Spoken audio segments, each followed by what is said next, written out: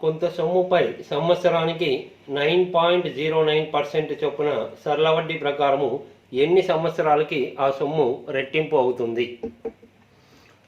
Okay, ఇక్కడ మరి గమనించండి, మెయిన్ ఈ పర్సంటేజ్ చూడండి. మనకి క్వశ్చన్లో వడ్డీ రేట్ పర్సెంట్ 9.09% ఇచ్చాడు. అంటేనే 9 పాయింట్ అంటే 9కి 9 రాయండి. 0.9 అంటే దీని వాల్యూ 1/11 అండి. ఇదైతే కొంత మెమరీ ఉండాలి. ఇక్కడ చూడండి, 1/11 అంటే ఎప్పుడైనా కానీ వాంటెడ్గా ఇస్తాను మనకు అలా డెసిమల్స్లో. 1/11ని ఒరిజినల్గా డివిజన్ చేసుకోండి, అంటే పోదు కాబట్టి మామూలు డివిజన్లో తీసుకుంటే ఒక 0 పెట్టుకోవాలి, 0 పాయింట్. అలా 1/11ని ఒరిజినల్ డివిజన్ చేసుకోండి, పక్కన 0.09 వస్తుంది. ఇవి పాపులర్ ఫ్రాక్షన్స్ అండి. ఎప్పుడైనా కానీ 1/11 వస్తే 0.09, ఇది మెమరీ ఉండాలి. ఒకసారి పక్కన చేసుకుంటే మీకు అర్థమవుతుంది. 1/11 0.09. అదేవిధంగా క్వశ్చన్లో 1/9 ఇస్తే 0.11 వస్తుంది.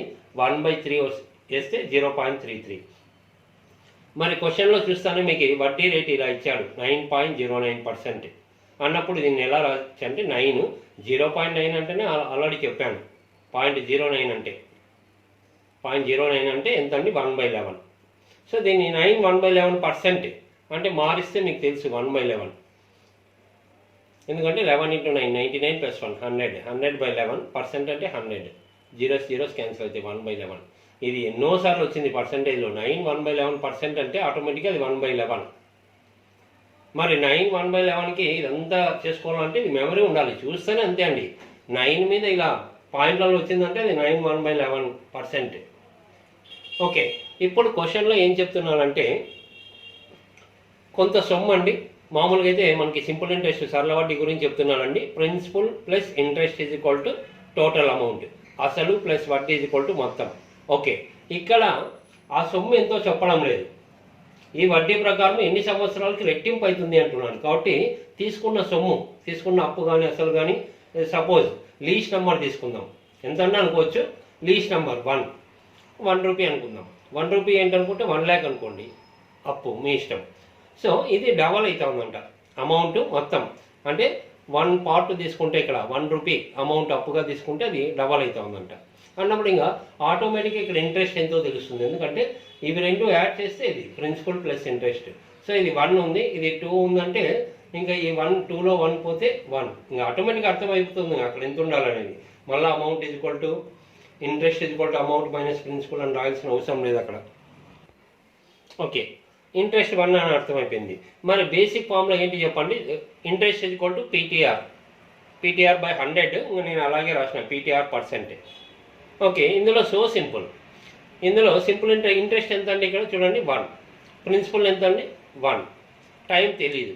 రేట్ పర్సెంట్ అంటే రేట్ పర్సెంట్ని మనం పర్సెంటేజ్ అంతా తీసేసి అది 1/11, కాబట్టి 1/11. మరి టైం ఎంత అంటే /11 ఇటువైపు వస్తుంది, అంటే టైం వచ్చేసి 11 years. అంత ఈజీగా చెప్పచ్చు. ఎప్పుడైనా చూడండి, తీసుకున్న అప్పు డబల్ అయిందంటే ఆటోమేటిక్గా అంటే నువ్వు ఎంత అప్పు తీసుకుంటే అంతే ఇంట్రెస్ట్ ఉన్నట్టు. ఇది ఆటోమేటిక్గా చాలా మోడల్స్లో వస్తూ ఉంటుంది. కాబట్టి క్వశ్చన్ ఇంత ఈజీగా కంప్లీట్ చేయొచ్చు. ఇంకొకటి, ఇక్కడ interest is equal to PTR% అని చెప్తున్నాం. చాలా సింపుల్గా ఇలాంటి క్వశ్చన్స్లో ఇంట్రెస్ట్ అంటే just time into rate percent. Principal గురించి మర్చిపోవచ్చు. ఎందుకంటే ప్రిన్సిపల్ సపోజ్ ఎప్పుడు మనం 1 అనుకుంటాం. 1 అనుకుంటే ఏమవుతుందండి? 1 × టైం ఇంటూ ఆర్ అంటే TRA ఉంటుంది. కాబట్టి ప్రిన్సిపల్తో సంబంధం లేకుండా మీరు interest is equal to time into R%లో చెప్పచ్చు. ఓకే, క్వశ్చన్లో మీరు ఈ డెసిమల్స్ గురించి ఇదంతా ఐడియా లేదనుకోండి, మామూలుగానే వర్కౌట్ చేసుకోండి. క్వశ్చన్లో మెయిన్ ఇదే మనకి. ప్రిన్సిపల్ తీసుకున్న సొమ్ము రెట్టింపు అయిందంటే మాత్రం ఇది 1 అనుకుంటే ఇది 2 అవుతుంది. ఆటోమేటిక్గా ఇది ఇంట్రెస్ట్ 1 అని అర్థమైపోతుంది. 2 యాడ్ చేస్తే టోటల్ అమౌంట్ వస్తుంది. సో డైరెక్ట్ ఇక్కడ చూడండి, interest is equal PTR%. Interest 1, principal 1, అప్పు టైం తెలీదు, రేట్ పర్సెంట్ ఉన్నట్టుగానే మీకు క్వశ్చన్లో ఏమిస్తే పర్సంటేజ్తో సహా 9.09% అలాగే రాశారనుకోండి. క్వశ్చన్లో ఉన్న యాజ్ ఇట్ ఈజ్ వాల్యూ ఇదంతా మార్చడం తెలియకపోతే సో ఇప్పుడు కూడా క్వశ్చన్ కంప్లీట్ అవుతుంది. టైం కావాలంటే ఇది ఫ్రాక్షన్ ఉన్న టేబుల్. ఇప్పుడు పర్సంటేజ్ అంటే /100 ఉన్నట్టు. కాబట్టి చూడండి 9.09/100 ఉన్నట్టు. ఇది రివర్స్ అయితే 100/9.09 అవుతుంది. 100 ఇటువైపు వస్తే 100/9.09 అవుతుంది. 1 క్యాన్సిల్ అవుతుంది. కాబట్టి టైం ఎంతో చెప్పచ్చు. డైరెక్ట్ ఇక్కడ ఏమి ఆ 0.09 వదిలేసేయండి, 9తో ఎన్ని టైమ్స్ పోతుందండి? 11 టైమ్స్. కాబట్టి టైం ఈజ్ ఈక్వల్ టు 11 అంటే ఇంకా డెసిమల్లో అదంతా కనెక్ట్ అవుతుంది, కాబట్టి టైం 11 అని చెప్పచ్చు. ఇప్పుడు నిజంగా 9.09 అంటే ఇది 1/11 అంటే ఇక్కడ చూడండి 0.0909 అలాగే రిపీట్ అవుతూ ఉంటుంది, కాబట్టి అది రౌండ్ ఫిగర్గా మీకు రిజల్ట్ ఇస్తుంది. ఓకే. కొంత సొమ్ముపై సంవత్సరానికి ఎంత వడ్డీ రేటుతో సరళ వడ్డీ ప్రకారము 11 సంవత్సరాల్లో ఆ సొమ్ము రెట్టింపు అవుతుంది. ఓకే, గమనించండి, ఇంతకుముందు సేమ్ క్వశ్చనే, సేమ్ డేటానే. ఇంతకుముందు రేట్ పర్సెంట్ ఇచ్చి టైం అడుగుతున్నాడు, ఇప్పుడు టైం ఇచ్చి రేట్ పర్సెంట్ అడుగుతున్నాడు. ఏదైనా డైరెక్ట్ సింగిల్ స్టెప్ అండి. తీసుకున్న అప్పు రెట్టింపు అయిందంటే ఇంకా తెలుసు మనకి, ఇది ఆల్రెడీ ముందు క్వశ్చన్లో చెప్పాం. ఇది 1 రూపీ అనుకుంటే రెట్టింపు అంటే డబల్. మరి ఇంట్రెస్ట్ ఎంత ఉంటుందంటే ఇవి రెండు యాడ్ చేస్తే ఇంట్రెస్ట్, కాబట్టి ఇవి రెండు యాడ్ చేస్తే టోటల్ అమౌంట్, కాబట్టి ఇంట్రెస్ట్ 1 అని అర్థమైపోతుంది. ఓకే. సో ఇక డైరెక్ట్ ఫార్ములాలో SI equal PTR percent. Interest అంటే ఎంతండి? 1, ప్రిన్సిపల్ 1, టైం ఇచ్చాడు 11, రేట్ పర్సెంట్ ఎంతో తెలియదు. సో ఇక్కడ ఇంటూ 11 ఇటువైపు వస్తే 1/11 అవుతుంది. ఇంటూ 11 ఇక్కడ ఇంకా 1 × 11 అంటే 11, ఇక్కడ అంతా 11 ఉన్నట్టు, 11 ఇటువైపు వస్తే 1/11. అయితే ఆప్షన్స్ చూడండి, ఫ్రాక్షన్స్లో లేవు, మీకు పర్సంటేజ్ ఉంది, కాబట్టి ఫ్రాక్షన్లో వచ్చింది రిజల్ట్. దీన్ని మీరు పర్సంటేజ్లోకి మార్చాలంటే ఇంటూ 100 చేయండి. ఓకే, ఫ్రాక్షన్ని పర్సంటేజ్లోకి మార్చడం అంటే ఇంటూ 100. నీకు ఆప్షన్ పర్సంటేజ్లో ఉంది, కాబట్టి 11, 1/11 into 100%. 11తో 11 9s 99. ఇంకా అర్థమైపోతుంది, 9.9 మీద ఒకటే ఉండేది అక్కడ. ఇంకా డీటెయిల్గా చేస్తే మీకు అది 9.09 వస్తుంది. ఓకే. 1111 రూపాయలపై సంవత్సరానికి 11.11% చొప్పున సరళ వడ్డీ ప్రకారము ఎన్ని సంవత్సరాలకి ఆ సొమ్ము రెట్టింపు అవుతుంది? ఓకే, ఈ క్వశ్చన్లో డబ్బు ఇచ్చాలండి, డబ్బు అవసరం లేదు మీకు. రెట్టింపు తీసుకున్న అసలు రెట్టింపు అంటే ఇంక ఇదే ప్రాసెసే చూడండి. తీసుకున్నప్పు 1 రూపీ అనుకుంటే అది డబల్ అవుతుంది, రేషియోలోనే వెళ్దాం అన్నప్పుడు ఆటోమేటిక్గా ఇంట్రెస్ట్ ఎంత అవుతుంది? ఇది 1 రూపీ అనుకున్నప్పుడు ఆటోమేటిక్గా ఇది 2 అంటే +1 యాడ్ అయినట్టు. ఎప్పుడైతే రెట్టింపు అంటున్నాడో ఇక్కడ తీసుకున్న అప్పు ఎంత ఉంటుందో అంతే ఉంటుంది, కాబట్టి అక్కడ రూపీస్ రాయాల్సిన అవసరం లేదు. ఈ క్వశ్చన్లో ఓన్లీ టైము రేట్ అడుగుతాడు, డబ్బు గురించి అవసరం లేదు. ఒకవేళ తీసుకున్నా రాసుకోవచ్చు మీరు. ఇక్కడ ఎంత? అది 1111, డబల్ అయితే 2222 అవుతుంది, కాబట్టి అదంతా అనవసరం. ఓకే. సో ఇక్కడ మీకు ఆల్రెడీ పర్సంటేజ్ చూడండి, రేట్ పర్సెంట్ 11.11% ఇచ్చాడు. ఇది వెరీ ఇంపార్టెన్స్ అండి. ఇక్కడ 0.11 అంటే ఇక్కడ చూడండి 1/9 వాల్యూ 0.11. ఇది మెమరీ ఉండాలి. 1/9 అంటే 0.11, ఎందుకంటే పర్సంటేజ్లో బాగా ఉపయోగిస్తుంటాడు, ఇది ప్రత్యేకంగా ఇచ్చాడు చూడండి. కాబట్టి ఈ 3 ఫ్రాక్షన్సే మీకు చాలా ఇంపార్టెన్స్ ఉంటుంది ఇలాంటి చోట. లేదు మామూలుగానే చేసుకోవచ్చు క్వశ్చన్ చెప్పడం. సో 11.11% అంటే ఆటోమేటిక్గా అది 11 1/9 రాసుకోవాలి. 11కి 11 0.11 అంటే 1/9. తెలిసింటే, తెలియకపోయినా మామూలుగా చేస్తాం పర్సంటేజ్. మరి పర్సంటేజ్ మారిస్తే మీరు ఇది 9 × 11 99 + 1 100 100/9, పర్సెంట్ అంటే by 100. సో ఇది 1/9 వస్తుంది. ఓకే, ఇప్పుడు ఇంకా direct SA equal PTR percent. Interest ఎంత అండి? 1, ప్రిన్సిపల్ 1, టైం తెలియదు, rate percent 1/9. So divided by 9 ఇటువైపు వస్తే 9, time is equal to 9 years. ఇంత సింపుల్గా చెప్పచ్చు. లేదు ఈ ప్రాసెస్ అంతా తెలియలేదు అనుకోండి, ఉన్నది పర్సంటేజ్ ప్రకారమే రాయండి, అలా కూడా చెప్పచ్చు చూడండి. ఓకే, మీకు ఇదంతా తెలియదు అనుకోండి, తెలిస్తే బెటర్, డైరెక్ట్ కంప్లీట్ అయిపోతుంది. రేట్ పర్సెంట్ ఎంత ఇస్తే అంతే రండి, 11.11%. ఇంకా ఇది మీకు తెలుసు, ఇంట్రెస్ట్ ప్రిన్సిపల్ సేమ్ ఉన్నాయి, ఇంట్రెస్ట్ 1, ప్రిన్సిపల్ 1. అది ఇంకా పట్టించుకోవాల్సిన అవసరం లేదు, ఎప్పుడు డబల్ అంటే సేమ్ ఉంటుంది, టైము రేట్ అంతే. మరి టైం తెలియదు, సో ఇది ఫ్రాక్షన్ ఉన్నట్టే, పర్సెంట్ అంటే by 100. ఇటువైపు వస్తే 100/11.11. ఇంకా 11తో 11 9s పోతుంది చూడండి, 11 9s. ఆ పాయింట్ గురించి పట్టించుకోద్దండి. 9, టైం ఈజ్ ఈక్వల్ 9 years. అంటే మీకు ఇది 1/9 అని తెలిస్తే ఆటోమేటిక్గా ఇక్కడ చూడండి, ఇక్కడ ఇది 1/9 అన్నప్పుడు రేట్ పర్సెంట్ 1/9 అంటే టైం 9 ఉండాలని ఆప్షన్స్లో అర్థమైపోతుంది, అంత ఈజీగా ఉంటుంది. ఎప్పుడు ఇది రెట్టింపు అవుతున్నప్పుడు ఇంకా డైరెక్ట్ కళ్ళకు కట్టినట్టు ఆన్సర్ కనిపిస్తుంది. ఓకే, కొంత సొమ్ముపై సంవత్సరానికి 33.33% చొప్పున సరళ వడ్డీ ప్రకారము ఎన్ని సంవత్సరాలకు ఆ సొమ్ము 3 రెట్లు అవుతుంది? ఓకే, సో ఇంత ముందే చెప్పా చూడండి, ఇవి పాపులర్ ఫ్రాక్షన్స్. రేట్ పర్సెంట్ 33.33 ఇచ్చాడు. 0.33 అంటే 1/3. సో ఇవి మెమరీ ఉండాలి. 1/3 అంటే 0.33. కాబట్టి 33 అలాగే పెట్టండి. 0.33 అంటే 1/3%. 33 1/3% అంటే 1/3 అని తెలిసి ఉండాలి. 3 × 33 99 + 1 100 100/3 × 100. సో 1/3. ఇంకా డైరెక్ట్ ఇక్కడైతే చూడండి, ఈసారికి 3 రేట్లు అన్నాడు. అంటే తీసుకున్న అప్పు లెట్ 1 రూపీ అనుకుంటే 3 రేట్లు అయింది. అప్పుడు ఆటోమేటిక్ ఇంట్రెస్ట్ ఎంత అవుతుందండి? 1 + ఎంత యాడ్ చేస్తే 3 అవుతుంది. కాబట్టి ఇది 2. 3లో 1 పోతే 2. ఓకే, ఇంకా డైరెక్ట్ ఫార్ములాలో ఇంట్రెస్ట్ PTR%. ఇంట్రెస్ట్ అంటే ఎంత అండి? 2. ప్రిన్సిపల్ అంటే 1.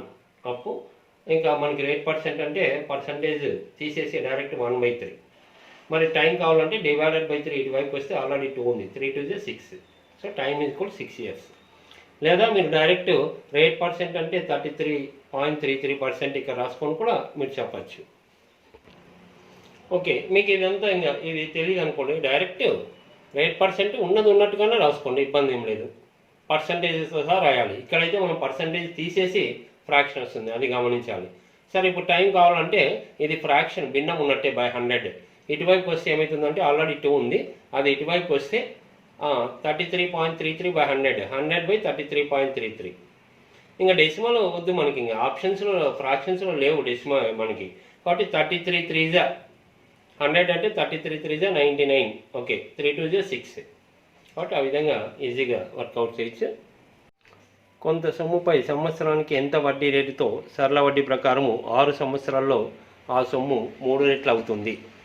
ఓకే, ఇంకా ఇదంతా మనకి తెలుసు చూడండి. ఈసారికి మనకి ఏమడుగుతున్నాడు? టైం ఇచ్చి రేట్ పర్సెంట్.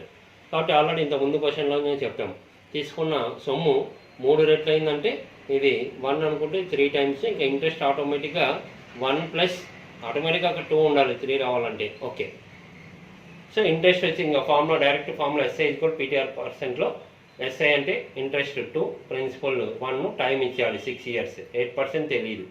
2 1s 2 3s అంటే రేట్ పర్సెంట్ = 1 అలాగే ఉంటుంది × 3 ఇటువైపు అంటే 1/3 వస్తుంది. అంటే నీకు ఫ్రాక్షన్లో వస్తుంది, పర్సంటేజ్లో కన్వర్ట్ చేయాలంటే × 100. మరి × 100 చేస్తే రిజల్ట్ కనిపిస్తుంది చూడండి. × 100 వస్తే 100/3 అంటే ఇంకా 33.33. సో ఈ విధంగా గుర్తించవచ్చు. ఓకే, కొంత సొమ్ముపై సంవత్సరమునకు 20% చక్రవడ్డీతో ఆ సొమ్ము రెట్టింపు కంటే ఎక్కువ ఉండటానికి కనిష్టంగా ఎన్ని సంవత్సరాలు పూర్తి కావాలి? ఓకే, జనరల్గా కాంపౌండ్ ఇంట్రెస్ట్లో ఇంట్రెస్ట్ ఫార్ములా రాయమండి. టోటల్ అమౌంట్కి ఫార్ములా రాస్తాం చక్రవడ్డీకి. Principal × 1 + R/100 whole power time. Time కానీ అది ఎన్నిసార్లు అంటే n అంటాము. ఈ ఫార్ములా అందరికీ తెలిసిందే. ఇక్కడ ఏం చెప్తున్నాడంటే ఆ సొమ్ము వచ్చేసి రెట్టింపు కన్నా అంటున్నాడు. సొమ్ము సపోజ్ 1 రూపీ అనుకుంటే టోటల్ అమౌంట్ 2 డబల్ కన్నా ఎక్కువ అంటున్నాడు. కాబట్టి 2 కన్నా ఎక్కువ 2 మోర్ అని రాసాము. ఓకే, ఇంకా ఏం తెలుసు మనకి? రేట్ పర్సెంట్ 20% ఇచ్చాడు, టైం తెలీదు చూడండి. ఓకే, రేట్ పర్సెంట్ 20 అని తెలుసు కదండి. ఇంకా నెక్స్ట్ స్టెప్ చూడండి. ఇది P అంటే 1, అది అలాగే రాసాం. ఇది 100 × 100 + 20 120/100 whole power time.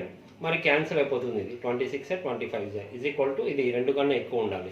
So final step చూడండి. మీకు ఈ × 1 ఇటువైపు వస్తే, లేదా × 1 అంటే మనకి ఇంకా × 1 × 6/5 అంటే 6/5 ఉంటుంది. హోల్ పవర్ టైం తెలీదు = 2 మోర్.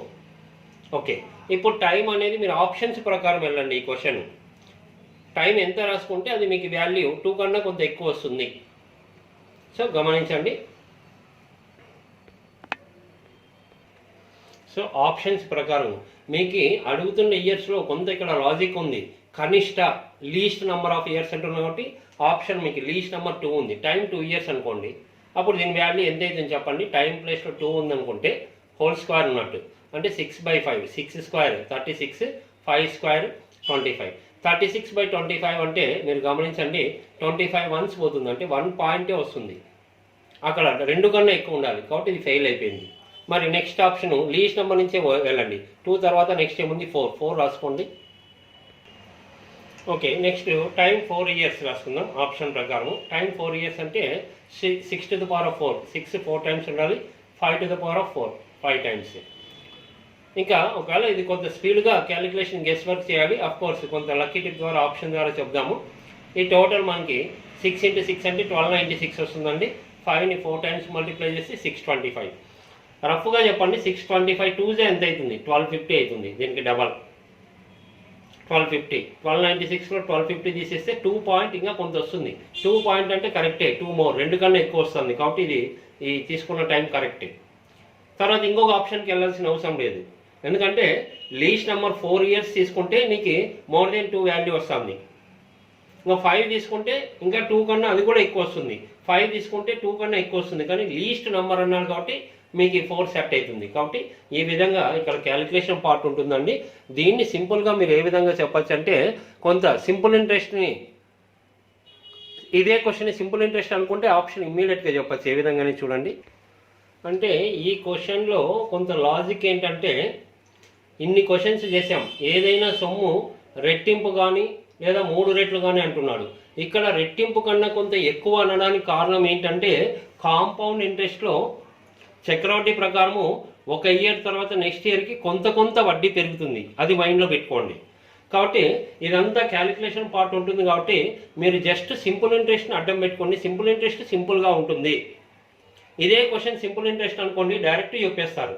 ఇప్పుడు ఒరిజినల్ 100% అనుకోండి, మామూలుగా టోటల్ 100%లో 20% పర్ ఇయర్ అంటున్నాడు, సంవత్సరానికి 20% అన్నప్పుడు ఇదే మీరు సింపుల్ ఇంట్రెస్ట్ అయితే ఎంత టైం పడుతుందండి? ఇయర్కి 20% అంటే ఇది 100% అనుకుందాం ప్రిన్సిపల్. దీంట్లో మరి 100/20 5 ఇయర్స్ అవుతుంది. ఏది సింపుల్ ఇంట్రెస్ట్ అనుకుంటే. అంటే మరి ఇంకా డీటెయిల్గా చెప్పాల్సి ఉంటుంది. ప్రిన్సిపల్ 1, ఇది 2 అనుకుంటే ఇంట్రెస్ట్ 1 ఉంటుందండి. కాబట్టి ప్రిన్సిపల్ 100% అనుకుంటే ఇంకా మీరు 100% డైరెక్ట్ చెప్పచ్చండి. ఒరిజినల్ 100% అనుకోండి అప్పు, దాన్ని 20%తో క్యాలిక్యులేట్ చేయండి. మీకు సింపుల్ ఇంట్రెస్ట్ అయితే 5 ఇయర్స్ పడుతుందండి. మరి అదే కాంపౌండ్ ఇంట్రెస్ట్ అంటే మీకు ఆ 5 ఇయర్స్ పట్టదు. ఎందుకంటే కాంపౌండ్ ఇంట్రెస్ట్కి కొంత ఎక్కువ వస్తూ ఉంటుంది, కొంత ఎక్కువ పెరుగుతుంది. కాబట్టి ఇక్కడ 5 ఇయర్స్ తీసుకుంటే అదే రేట్ పర్సెంట్తో కాంపౌండ్ ఇంట్రెస్ట్ 4 ఇయర్స్కే సెట్ అవుతుంది. అర్థం చేసుకోవాలి ఇక్కడ. ఎందుకంటే 4 ఇయర్స్కి ఇంకొంత ఎక్కువ వస్తూ ఉంటుంది. సో ఇది అర్థం చేసుకున్న వాళ్ళకి ఇది సో సింపుల్ అండి. మీరు సింపుల్ ఇంట్రెస్ట్ చాలా ఈజీగా చెప్పచ్చు. అంటే డబల్ కన్నా ఎక్కువ అన్నప్పుడు మీరు ఇబ్బంది పడద్దండి. డబల్ అనుకోండి, డబల్ అనుకుంటే సింపుల్ ఇంట్రెస్ట్ 5 ఇయర్స్ ఈ క్వశ్చన్కి. మరి కాంపౌండ్ ఇంట్రెస్ట్ 5 ఇయర్స్ అయితే కాదు, ఎందుకంటే ప్రతి ఇయర్కి కొంత వడ్డీ పెరుగుతూ ఉంటుంది. కాబట్టి 4 ఇయర్స్కే వచ్చేస్తుంది అది. కాబట్టి మీరు 4 ఇయర్స్ అని చెప్పచ్చు. అర్థం చేసుకోగలిగితే ఇది కొంత అడ్వాన్స్డ్ మోడల్.